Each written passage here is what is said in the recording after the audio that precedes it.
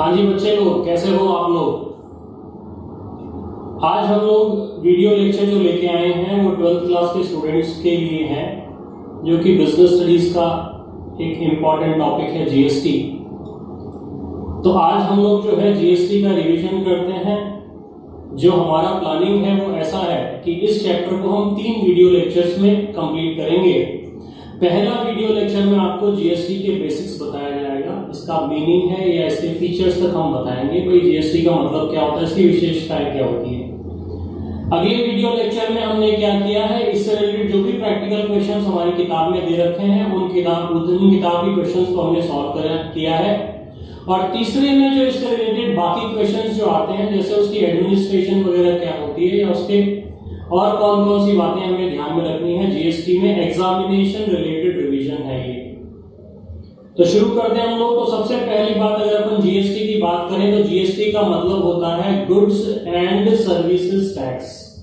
इसका मतलब ये एक ऐसा टैक्स है जो वस्तुओं पर भी लगेगा और सुविधाओं पर भी लगेगा, गुड्स पर भी लगेगा, सर्विसेज पर भी लगेगा।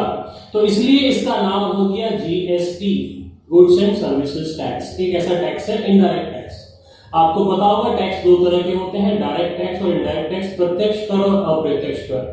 तो जीएसटी जो हमारा होता है वो एक तरह से आपका इनडायरेक्ट टैक्स है। तो सबसे पहले यदि अपन बात करें तो इसके हिस्ट्री की बात करते हैं, इसके इतिहास की बात करते हैं, साहब ये टैक्स लग कब से रहे होंगे। तो सबसे पहले हमने जहां से इकोनॉमी की बातें की, हमने मौर्य के काल की बात करो या ब्रिटिशर्स के टाइम की बात करो, तो ये जब से मानव है तब से ये टैक्सेस आपके लग रहे हैं। तो टैक्सेस कितने पुराने हैं हमें वास्तव में नहीं पता। वर्तमान स्थिति की अगर अपन बात करें, ब्रिटिश रूल के बाद की बात करें, ब्रिटिश वालों ने जो राज किया उस समय अपन ने देखा होगा लगान वगैरह वसूल करते थे। उत्पादन किया तो उत्पादन पे कर लगाते थे, विक्रय पर कर लगाते थे, आय पे कर लगाते थे, अलग अलग तरह के टैक्सेस थे। तो हमने जो अभी तक जो किया है, सर्विस टैक्स जो है मेन मुद्दा आपका शुरू होता है 1994 में, 1994 में।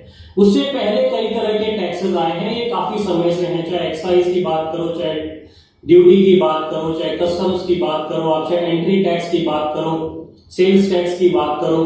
तो हमने क्या किया है, जीएसटी से पहले कई तरह के टैक्सेस थे हमारे भारत में। हम सिर्फ यहाँ पे जो है हमारे सिलेबस संबंधी बातें करेंगे, ध्यान रखना, उसके अलावा हम बातें नहीं करेंगे। और दूसरी मुख्य बात यह है कि एग्जामिनेशन में आपके सिर्फ वही जवाब देना है जो आपकी किताब में छप रखा है, क्योंकि आपको पता होगा 2017 को जीएसटी लगा है, 2017 से लेकर 2020 तक में काफी चेंजेस हो गए इसमें। तो उन चेंजेस में आपको कुछ करने की जरूरत नहीं है, आपके किताब में जो दे रखा है उसी के हिसाब से ये वीडियो लेक्चर बनाए गए हैं।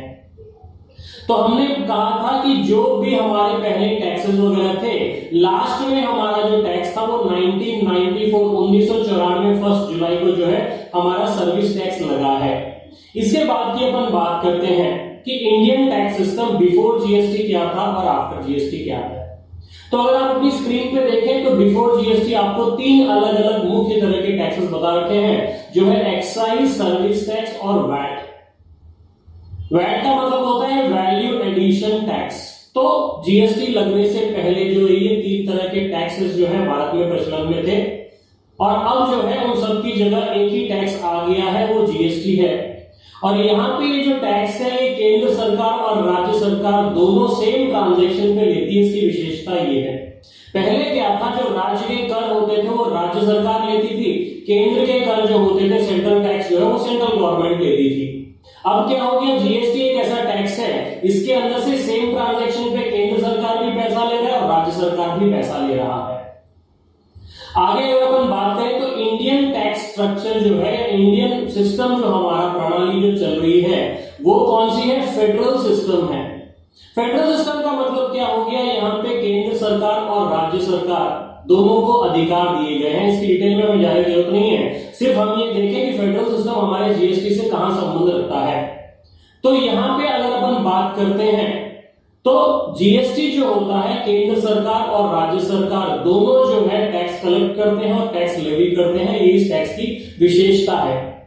उसके बाद में आपको बता रखा है मीनिंग ऑफ जीएसटी। तो मैं आपसे ये रिक्वेस्ट करूंगा कि जो भी यहाँ पे आपको स्लाइड्स दिखा रखी है उन स्लाइड्स को आप चाहो तो एक बार पॉज कर लें, उनको नोट कर लें। इनको यदि आप नोट कर लोगे तो आप देखोगे आपका जो पूरा चैप्टर है वो इवनली कवर हो गया है यहाँ पे। तो यहाँ पे सबसे पहले आपको बता रखा है मीनिंग ऑफ जीएसटी।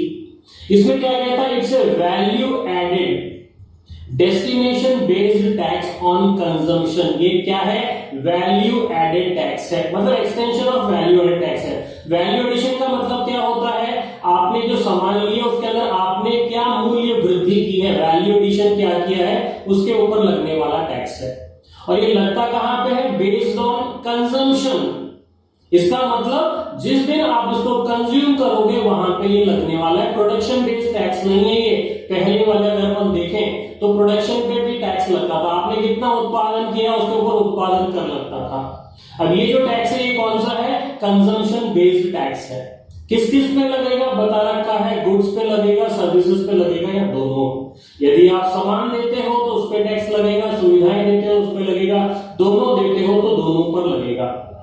उसके बाद में लिखा है it is levied at all stages from manufacturing to final consumption on value addition only.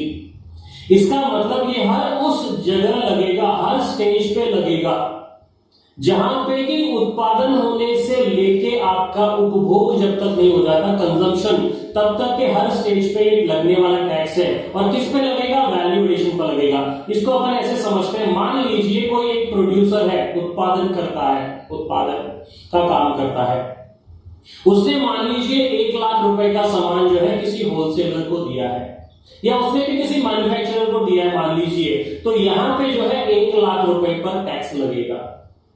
इसके बाद में ये जो सामान जिसके पास में गया है उसने क्या किया, इसके अंदर कुछ और कार्य किया है और वो सामान क्या करता है, 1 लाख की जगह 1.5 लाख में बेचता है।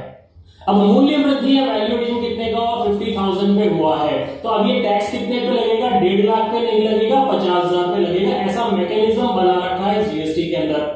तो करना क्या होगा, सबसे पहले 1.5 लाख रुपए पे टैक्स लेगा वो, और फिर 1 लाख पे जो टैक्स चुकाया है वो टैक्स बराबर कर लेगा। अब सरकार को कितना देना होगा, सिर्फ 50,000 पे।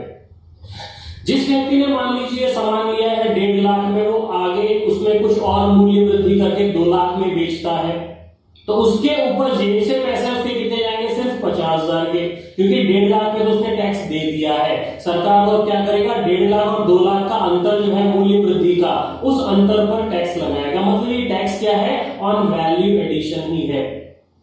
इसको बोलते हैं अपन कैस्केडिंग इफेक्ट, जो कि यहाँ पे जीएसटी में अब नहीं लगता है। पहले क्या होता था, हर एक स्टेज पे टैक्स लगता था, तो कर का जो भार है वो बहुत ज्यादा बढ़ जाता था, क्योंकि अंत में देना किसको है, उपभोक्ता को देना है, कंज्यूमर को देना है, आपके या मेरे जैसे व्यक्ति को देना है। व्यापारी को इससे कोई नुकसान नहीं होता।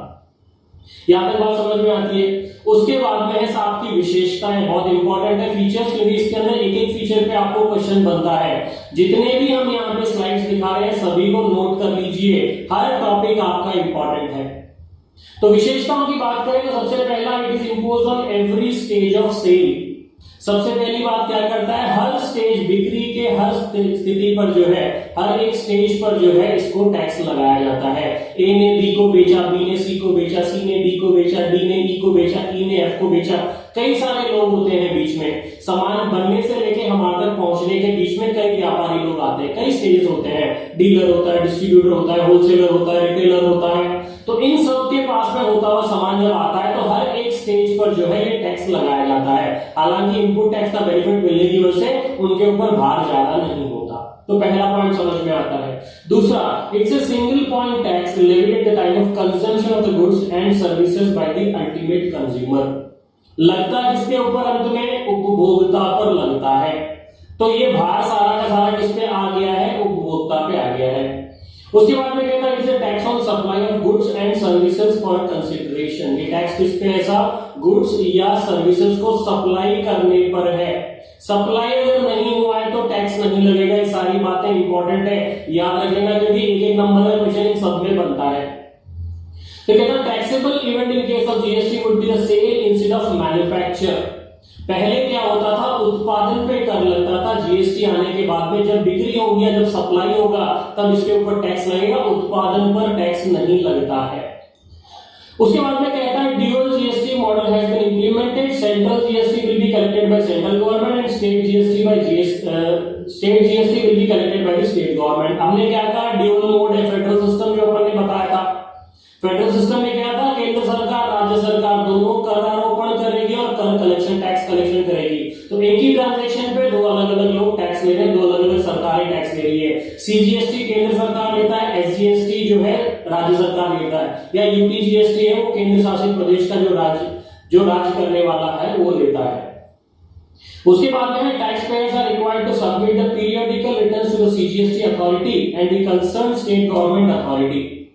जो भी टैक्स पेयर है, एसएससी है, करदाता है, इसके अंदर कौन हुआ, व्यापारी हुआ साहब, वो क्या करेगा, रिटर्न फाइल करेगा और किसको फाइल करेगा, सीजीएसटी केंद्र सरकार को भेजेगा, एसजीएसटी राज्य सरकार को भेजेगा। उसके बाद में for interstate transaction and agreed GST will be levied by central government. Interstate का मतलब अंतरराज्य, एक राज्य से दूसरे राज्य को अपन बोलते हैं इंटरस्टेट सेल। वहां की आपको एक अलग रेट बता रखी होगी जो कि आपका सेंट्रल गवर्नमेंट लेता है। और उसके बाद में कहता है it is applicable on the export of the finished goods and tax credit is refunded. ये जीएसटी जो है एक्सपोर्ट पर भी लगता है, निर्यात पर भी लगता है। हालांकि क्या हुआ, निर्यात के ऊपर जो भी टैक्स आप देते हो सरकार उसको आपको वापस देती है ताकि निर्यात को प्रोत्साहन मिल सके। यहां तक बात समझ में आती है। आगे कहता है साहब GST is applicable on all except. यहां पे आपको एक्सेप्शंस बता रखा है, मतलब मान लीजिए आपको क्वेश्चन आता है कि बताओ कौन कौन से उत्पादों पर जो है कर नहीं लगता, जीएसटी नहीं लगता, या कौन कौन सी चीजों पर जीएसटी लगता है। किस किस पे लगता है, ये तो सारी भी चीजों पे लगता है। कौन कौन सी चीजों पर जीएसटी नहीं लगता है वो हमें यहाँ पे बता रखा है। देखें कौन कौन सा है। सबसे पहले अल्कोहलिक लिकर, कंजम्पशन के लिए काम में लेने वाली जो मदिरा होती है, दारू होती है, उसके ऊपर जीएसटी नहीं लगता। इसका मतलब ये नहीं उसके ऊपर कोई और टैक्स नहीं लगता, उसके ऊपर जो टैक्स ऑलरेडी लग रहा है वो जीएसटी से ज्यादा है, इसलिए सरकार ने इसको जो है जीएसटी के दायरे से बाहर किया है। इसका मतलब शराब मदिरा जो होती है उसके ऊपर टैक्स रेट ज्यादा होने की वजह से सरकार ने इसको जीएसटी के दायरे में नहीं लाया, इसे बाहर रखा गया है। उसी तरह पेट्रोल या पेट्रोलियम प्रोडक्ट्स, इसके ऊपर भी जीएसटी नहीं लगती है, अलग टैक्सेस लगते हैं। इलेक्ट्रिसिटी, बिजली विभाग जो आपको बिजली सप्लाई करती है उसके ऊपर भी जीएसटी नहीं लगती है। रियल एस्टेट, रियल एस्टेट का मतलब क्या होता है, जमीन जायदाद वगैरह का जो हम लोग काम करते हैं उसे तो रियल एस्टेट कहते हैं, उसके ऊपर भी जो है आपका जीएसटी नहीं लगता, लेकिन दूसरा टैक्सेस लगते हैं। टोबैको प्रोडक्ट्स, तंबाकू के उत्पाद जितने भी होते हैं उसके ऊपर जीएसटी नहीं लगता है। इन चीजों को जीएसटी के दायरे से बाहर करने का उद्देश्य है कि जीएसटी पे मैक्सिमम रेट जो टैक्स की है इनके ऊपर अभी वर्तमान में इससे ज्यादा टैक्स लग रहा है। इसका मतलब इसे अपन जीएसटी के दायरे में जब ले आएंगे तो ये सस्ती हो जाएगी, इसलिए अभी इसको जीएसटी के दायरे में नहीं लाया गया है। यहां तक बात समझ में आती है। इसके बाद में लिखा है they will be continue to be taxed as per the existing policy. वर्तमान की जो नीतियां हैं जिसके हिसाब से जो टैक्स लग रहा है उसी के हिसाब से इनके ऊपर अभी भी टैक्स लगता रहेगा। आगे कहता है सब 4 तरह की टैक्स रेट्स जो है वो डिसाइड की गई है जीएसटी में, मतलब जितनी भी वस्तुएं या जितनी भी सुविधाएं हैं उनको 4 अलग अलग भागों में बांट दिया गया है ताकि 4 अलग अलग रेट्स लगा दिए गए हैं। ब्रॉडली मुख्यतः 4 तरह की रेट्स होती है। कौन सी है? सबसे पहले लोअर रेट, सबसे कम कीमत किसके ऊपर लगी है, ध्यान देना, नेसेसरी आइटम्स, जो जरूरी सामान है उसके ऊपर जीएसटी की दर जो है सबसे कम लगाई गई है जो कि 5% है। उसके बाद में standard rate for goods in general, सामान्य उत्पादों के लिए एक स्टैंडर्ड रेट लगा दी गई है जो है आपकी 12%। उसके बाद में specified rate for precious minerals या मेटल्स, धातु वगैरह जो होती है या खनिज उत्पाद जो होते हैं उसके ऊपर अलग तरह से जिसे हम कहते हैं स्पेशल रेट लगा दी गई है सब जीएसटी की। वो कौन सी है? 18% या 28%। और लास्ट में कहता है zero rate for exempted items, कुछ चीजों को क्या किया है जीएसटी से मुक्त कर दिया गया। उसे ये नहीं बोला कि इसके ऊपर जीएसटी नहीं लगेगी, क्या कहा गया है, इसके ऊपर जीएसटी की रेट अभी 0% है। इसका मतलब सरकार यदि बाद में चाहे तो इसके ऊपर टैक्स रेट 0 से लेके वो 5%, 10%, 15% जो भी वो कर सकता है। तो कर मुक्त जो भी चीजें हैं उनको 0% में रखा गया, ये नहीं कहा है इसके ऊपर जीएसटी नहीं लगेगी, क्योंकि यदि कहते हैं नहीं लगेगी इसका मतलब बाद में भी वो ले नहीं सकते। अभी क्या कहते हैं 0% है, इसका मतलब बाद में जब टैक्स लगाना होगा कह देंगे 0% से बढ़ा के इसका हमने 5% कर दिया, 6% कर दिया, 12% कर दिया, 18, 28 जो भी रेट डिसाइड करेंगे वो हो जाएगी। यहां तक बातें समझ में आती है।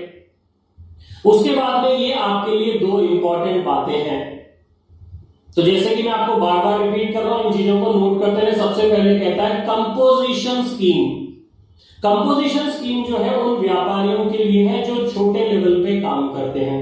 देखो जीएसटी जो है पेचीदा एक्ट है, इसके अंदर क्या है, आपको रियायत दी गई है। किसको दी गई है? उन उद्योग कर्मियों को दे रखी है, उन व्यापारियों को दे रखी है जिनका टर्नओवर, जिनकी बिक्री जो है निश्चित राशि से कम होती है। ये राशि 1.5 लाख है, आपकी किताब में 1 लाख रुपए दे रखा है, ध्यान रखना। तो एग्जाम में आप चाहो तो 1 लाख रुपए जो छोटे व्यापारी लिख देना, चाहो तो ब्रैकेट में लिख देना। वर्तमान में ये राशि जो है 1.5 करोड़ रुपया हो गई है, 1 करोड़ रुपए, सॉरी 1 लाख रुपए नहीं, 1 करोड़ रुपए। तो अभी वर्तमान में जो है यहाँ पे आपकी किताब के हिसाब से 1 करोड़ रुपए है। इसका मतलब 1 करोड़ रुपए से कम की जिसकी बिक्री होती है, टर्नओवर जिसे अपन कहते हैं, उन व्यापारियों के लिए विशेष रियायत दी गई है कि वो कंपोजिशन स्कीम के तहत अपने आप का पंजीकरण या रजिस्ट्रेशन करवा ले। कंपोजिशन स्कीम में करते हो तो आपको फायदा क्या होता है, बार बार जो रिटर्न देना है वो देना नहीं पड़ेगा, टैक्स की रेट भी आपकी कम हो जाएगी। तो देखो यहाँ पे क्या कहता है, it is meant for tax payer whose aggregate turnover does not exceed aggregate turnover of 1.5 crores। यहाँ पे मैंने लिख दिया है 1 crore mentioned in your book for a financial year। एक वित्तीय वर्ष में यदि आपकी बिक्री 1 करोड़ रुपए से कम है तो आप चाहो तो अपना आवेदन कंपोजिशन स्कीम के अंदर कर सकते हो, नॉर्मल स्कीम के बजाय। उसके बाद में लिखा है दे हैव टू पे tax of 1% of the turnover. जितना भी टर्नओवर है उसका 1% उनको देना है। बाकी हमने देखा अलग अलग है, मिनिमम 5% की रेट बता रखी है। उसके बाद में है थ्रेशोल्ड लिमिट फॉर एग्जेम्पशन। इसके अंदर जीएसटी के दायरे में कई व्यापारी को एग्जेम्प्ट कर दिया गया है। साथ ही मतलब आपको इस दायरे में आना ही नहीं है, छोटे व्यापारी और छोटे व्यापारी। ये कौन से व्यापारी हो गए? ये वो व्यापारी हैं जिनका वार्षिक टर्नओवर 20 लाख रुपए से कम है। तो इसका मतलब यदि आपसे सवाल पूछ रहा है एग्जाम के अंदर की बताइए कंपोजिशन स्कीम क्या होता है, तो आप लिखोगे भाई उन व्यापारियों के लिए है, वो चाहे तो इसके लिए ऑप्ट कर सकते हैं, इसके अंदर रजिस्ट्रेशन करवा सकते हैं जिनका की सालाना टर्नओवर 1 करोड़ से कम है। और उसके बाद में यदि आपसे बोलेगा कौन कौन से व्यापारी जीएसटी के अंदर एग्जेम्प्टेड है, मुक्त है, मतलब उनको कुछ करने की जरूरत नहीं है, रजिस्ट्रेशन भी नहीं करवाना, जीएसटी भी नहीं लेना, जीएसटी जमा भी नहीं करवाना। हाँ, जो सामान खरीदेंगे उसके ऊपर टैक्स जरूर उनको देना पड़ेगा, लेकिन वो टैक्स वसूल नहीं कर सकते छोटे व्यापारी। अकाउंट्स मेंटेन करने की जरूरत नहीं है, रिटर्न फाइल करने की जरूरत नहीं है। तो कौन से व्यापारी हैं? ऐसे लघु व्यापारी जिनका की वार्षिक बिक्री जो है 20 लाख रुपए से कम होती है, उनको मुक्त कर दिया गया है जीएसटी में रजिस्ट्रेशन करवाने का। यहां तक बात समझ में आती है। आगे है हमारे इंपॉर्टेंट टर्मिनोलॉजी। इसके अंदर एक एक नंबर के क्वेश्चन बनते हैं। आपसे पूछ लिया जाएगा कि बताओ साहब इसका मतलब क्या हुआ या उसका मतलब क्या हुआ। तो ये इंपॉर्टेंट टर्मिनोलॉजी जितने भी शब्दावली है, इनको यदि आप समझ लेते हो तो याद करने की जरूरत नहीं है। सबसे पहले है आपका एग्रीगेट टर्नओवर। एग्रीगेट का मतलब होता है कुल बिक्री, आवर्त जिसे अपन कहते हैं। साल भर में आपने जो भी बेचा है सामान, उसको हम कहते हैं एग्रीगेट टर्नओवर। जो भी सामान बेचा है, जिस भी नाम से बेचा है, उसे हम कहेंगे एग्रीगेट टर्नओवर। अब ये टर्नओवर चेक किया जाएगा कितना है। यदि 1 या 1.5 करोड़ रुपए से कम है तो आपको कंपोजिशन स्कीम के अंदर, उससे ज्यादा है तो साधारण रेट जो होती है जीएसटी के, उसके हिसाब से आपको टैक्स देना पड़ेगा। तो देखो यहाँ पे क्या कहता है, it means the total turnover of taxable supplies. बिक्री के अंदर क्या क्या शामिल किया जाता है, ध्यान से समझ लेना, समझोगे तो याद करने की जरूरत नहीं है। टैक्सेबल टर्नओवर का मतलब ऐसी चीजें जिस पे टैक्स लगता है। साथ में कहता है एग्जेम्प्टेड सप्लाईज, ऐसी चीजें जिसके ऊपर टैक्स नहीं लगता, उसको भी जोड़ेंगे टर्नओवर के उद्देश्य से। एक्सपोर्ट, निर्यात किया, उसको भी आपको जोड़ना है टर्नओवर कैलकुलेट करने के लिए। इंटरस्टेट सप्लाई, इंटरस्टेट सप्लाई किसकी है? एक ही व्यापारी का अगर एक से ज्यादा व्यापारिक प्रतिष्ठान है, एक राज्य से दूसरे राज्य में इधर से उधर भेजता है, तो उसको भी हम टर्नओवर में मानेंगे। मान लीजिए मेरा व्यापार है यहाँ बीकानेर के अंदर और मेरा एक ऑफिस और है मान लीजिए गुजरात के अंदर, अहमदाबाद में। तो यहां से मैंने जो अहमदाबाद सामान भेजा है उसको भी मैं टर्नओवर के अंदर लूंगा। तो टर्नओवर का मतलब क्या हुआ?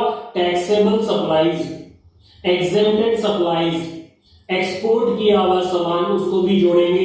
Interstate supply, same pan number से अगर आप ट्रांसफर करते हो एक स्टेट से दूसरे स्टेट में, खुद का ही व्यापार होगा, उससे भी कोई फर्क नहीं पड़ता, उन सभी चीजों को हम जोड़ेंगे तो उसे अपन टोटल टर्नओवर कहेंगे। लेकिन यहां पे कहता है एक्सेप्ट, एक्सक्लूजन दे रखा है, अपवाद दे रखा है, मतलब कौन कौन सी चीजों को नहीं जोड़ेंगे।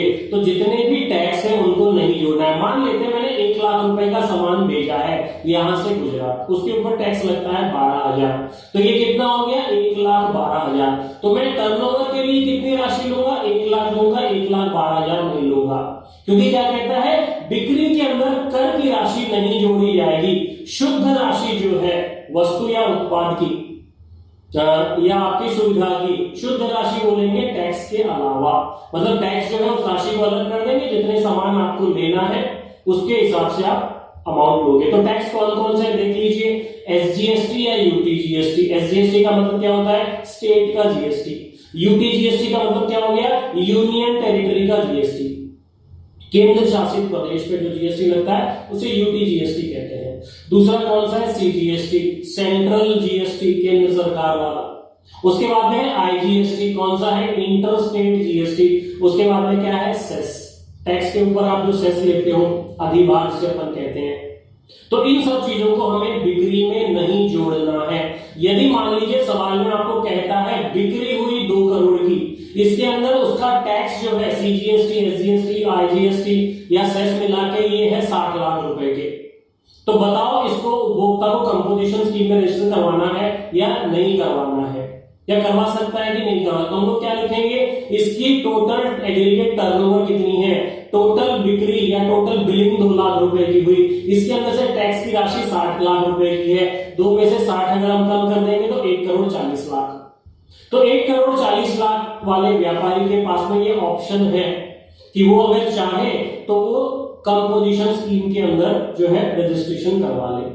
तो मतलब समझ में आता है जीएसटी का कि कौन कौन सी बिक्री को अगर अपन लेंगे तो उसके हिसाब से जीएसटी निर्धारित होती है या नहीं होती है। उसके बाद में है सब इंपॉर्टेंट टर्मिनोलॉजी में आपके पर्सन, व्यक्ति।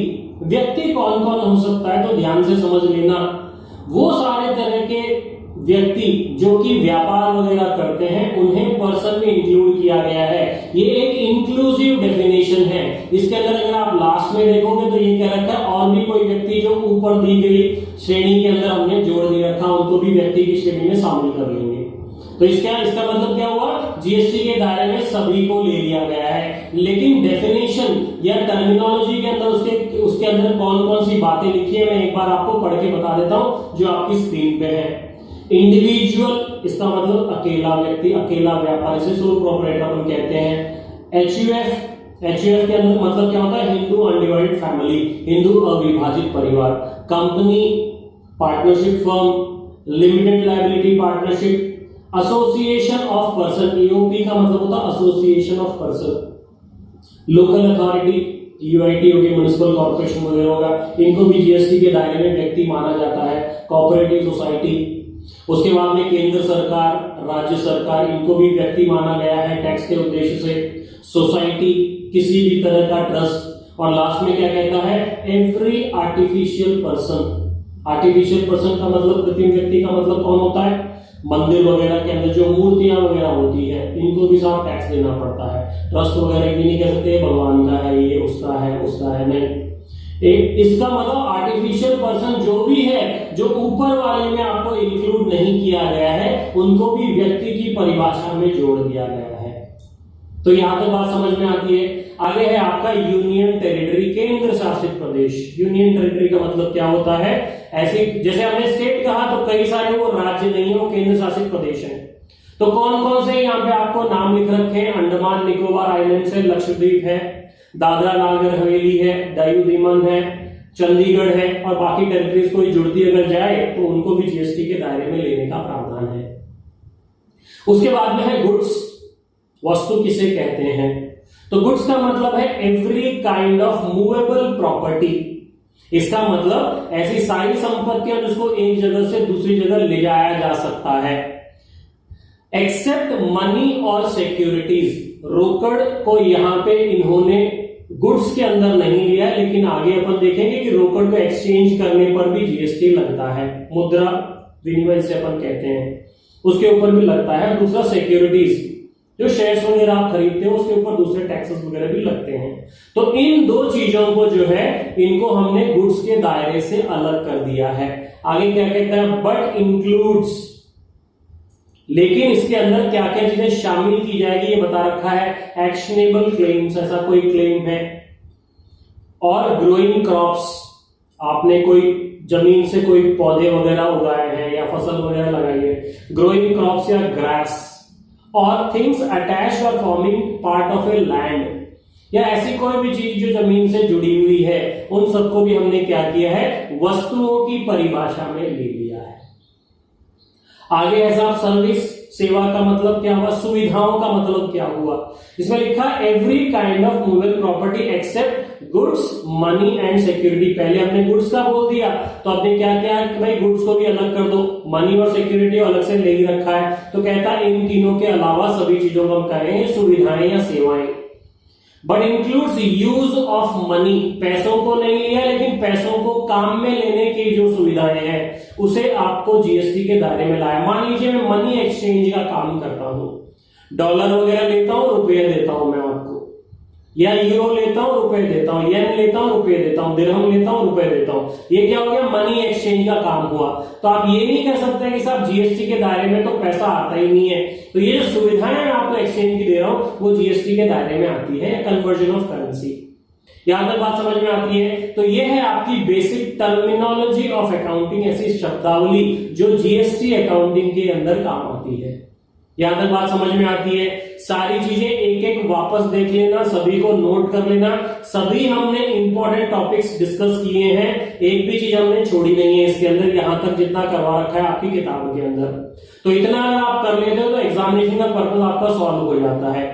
अगले लेक्चर में हम लोग क्या करेंगे, इसके प्रैक्टिकल क्वेश्चंस करेंगे, उसके बाद में एडमिनिस्ट्रेटिव स्ट्रक्चर जो भी है जीएसटी का उसके बारे में हम लोग डिस्कस करेंगे। ठीक है, thank you so much, bye.